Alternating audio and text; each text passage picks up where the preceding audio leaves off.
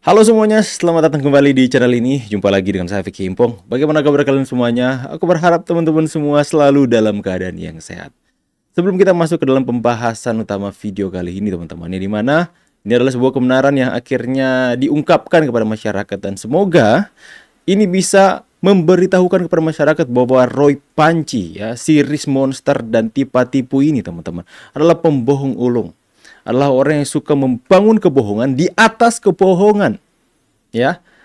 Kita akan segera membahas itu, tapi sebelumnya teman-teman ya, masih sampai detik ini masih banyak yang bertanya soal, Bang, kapan ke Jepang?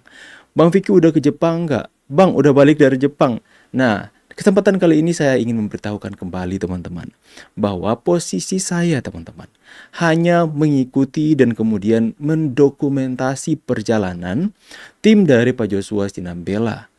Jadi, kalau saya secara pribadi kalian tanyakan, Bang, jadi nggak ke Jepang? Saya berkomitmen sampai detik ini mempersiapkan segala sesuatu teman-teman.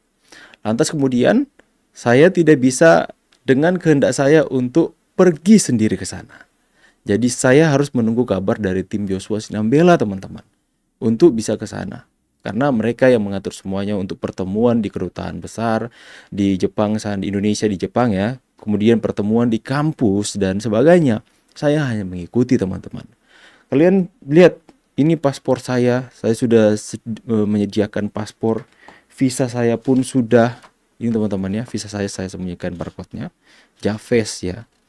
Saya sudah mempersiapkan semuanya agar supaya ketika tim Joshua Sinambela itu hubungi untuk kita segera mempersiapkan diri untuk berangkat ke sana, kita ke sana. Jadi saya posisinya menanti informasi dari tim Joshua Sinambela teman-teman. Saya sampai detik ini masih berkomitmen ingin banget pergi ke sana teman-teman ya. Jadi perlu teman-teman ketahui bahwa saya menantikan informasi dari Joshua Sinambela. Dan informasi terakhir, mereka masih berkomitmen untuk pergi ke sana, cuman pengen minta kepastian dari pihak universitas ya. Saya masih terus follow up dan kemudian semoga kita bisa mendapatkan berita terupdate dari Joshua Sinambela.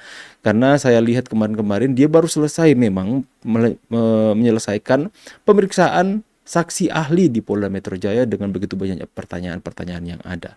Jadi sampai di sini teman-teman saya berharap bisa mendapatkan jawaban dari begitu banyak pertanyaan di kolom komentar soal keberangkatan kami ke Jepang ya. Tetap komitmen saya pribadi, saya pengen banget ke sana. Ya, oke teman-teman, kita akan membahas sebuah berita yang sangat menghebohkan, menggemparkan, yaitu di tengah maraknya fitnahan kepada Mas Gibran, Wapres yang terpilih, dipilih oleh rakyat Indonesia, yang mengatakan bahwa itu ijazah dari MDIS itu palsu dan sebagainya ya. Akhirnya itu sampai di telinga pihak kampus MDIS itu di Singapura teman-teman ya. Dan akhirnya mereka pun membuat pernyataan bahwa Gibran Rakabuming Raka adalah lulusan dari sana. Nyaho kalian RRT teroris. Kita lihat dulu beritanya teman-teman ya. Kampus MDIS Singapura mengeluarkan surat pernyataan resmi bahwa ijazah Gibran asli. Teman-teman, ini dia. Mereka sudah membuat surat yang diterbitkan 1 Oktober 2025 ya. Press statement for immediate release ya, statement addressing Mr. Gibran's advanced diploma and degree standing teman-teman. Mereka membuat pernyataan mengkonfirmasi bahwa Gibran Rakabuming Raka adalah lulusan dari sana teman-teman. Buat yang masih kemakan isu ijazah Mas Wapres, ini statement resmi dari kampusnya. Bang, apakah mereka akan percaya? Jawabannya enggak. Belajar dari kasus ijazah Pak Jokowi. Kita belajar dari sana teman-teman. Kenapa? Berkali-kali Universitas Gadjah Mada memberikan klarifikasi bahwa Pak Jokowi adalah alumni dari sana. Apakah mereka percaya? Tidak.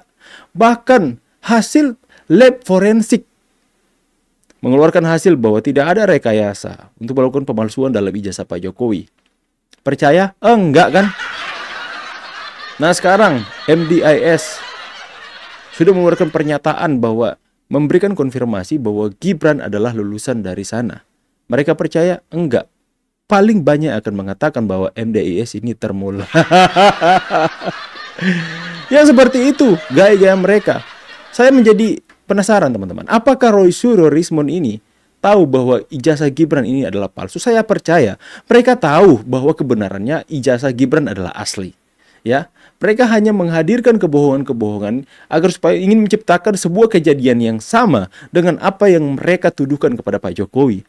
Tujuannya bukan untuk mencari atau mengungkapkan kebenaran, tapi tujuan mereka adalah untuk menimbulkan kebingungan massal, keraguan massal dari masyarakat Indonesia, agar supaya mereka berpikir bahwa wah, Gibran ini bapak sama anak ini sama saja tukang memalsukan ijazah. Pasti mereka akan menggiring opini ke situ, teman-teman.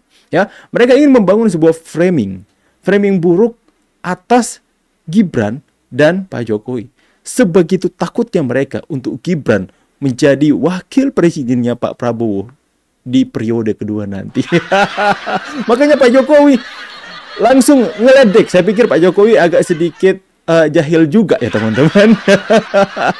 Di tengah mereka mau menjatuhkan Gibran, di tengah mereka mati-matian itu sampai nggak tidur, nggak pulang, nggak pikirin keluarga untuk membangun sebuah hal yang buruk, fitnahan-fitnahan, tuduhan yang buruk kepada Mas Gibran. Ya, di tengah mereka gencar-gencarnya, tiba-tiba Pak Jokowi saya mendukung penuh Prabowo Gibran 2 periode. Panas. Langsung seketika panas, ya. Mencret Roy Pancai. Ini teman-teman ya.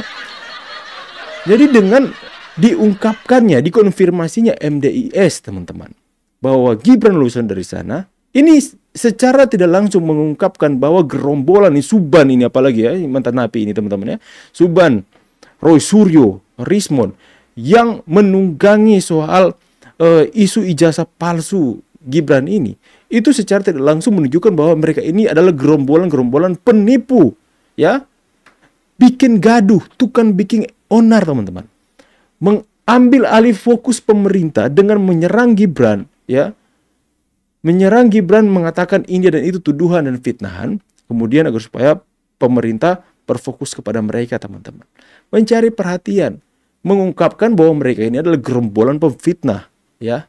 Lantas pertanyaannya, sudah begitu banyak fitnahan yang mereka hadirkan di tengah-tengah publik. Sudah mereka injak-injak marwah dan martabat kepolisian Republik Indonesia. Kenapa menjadi pertanyaannya? Kenapa mereka bebas-bebas saja sampai detik ini, teman-teman? Menjadi pertanyaannya, siapa di balik mereka sebenarnya? Kekuatan apa yang membuat Rismond, Roy Suryo, dan Tifa ini begitu bebas menimbulkan berbagai macam fitnah atas negeri ini, begitu bebas menginjak-injak institusi besar di Indonesia ini, lantas mereka bebas-bebas saja. Dan bahkan coba kalian lihat di tayangan-tayangan televisi dalam debat-debat mereka, teman-teman. Roy Suryo itu begitu yakin bahwa dia nggak akan terjerat, teman-teman. Dia yakin banget bahwa mereka tidak akan jadi tersangka. Coba kalian lihat, ketika Bang Ade Dermawan teman-teman ya, dia mengatakan bahwa ya sebentar lagi mereka akan diproses, menjadi ada gelar perkara, entah menjadi tersangka. Lalu Roy Suryo mengatakan seperti ini, itu radio rusak sejak 3 bulan yang lalu, seperti itu. Seolah-olah dia menganggap remeh proses penyidikannya sedang berjalan hari ini. Dan dia begitu yakin bahwa itu radio rusak, mengatakan kami tersangka, radio rusak kita 3 bulan lalu. Itu nggak akan membuat kami menjadi tersangka. Mungkin bahasanya akan ke sana. Dia menganggap orang-orang yang mengatakan bahwa proses penyidikan yang berjalan hari ini, yang kemudian sudah mengumpulkan bukti-bukti yang ada, kemudian akan menjadi gelar perkara dan mungkin mereka akan jadi tersangka, itu hanyalah radio rusak dari orang-orang lawan mereka yang selalu mereka gaungkan tiap hari. Bahkan dia hanya berpikir bahwa itu adalah radio rusak, teman-teman. Nah, kalau MDIS sudah memberikan klarifikasi bahwa Gibran lulusan dari sana, ini adalah hal yang baik dan mungkin ini kesempatan yang baik untuk Yamaguchi. Universitas Yamaguchi mungkin setidaknya bisa memberikan surat seperti ini.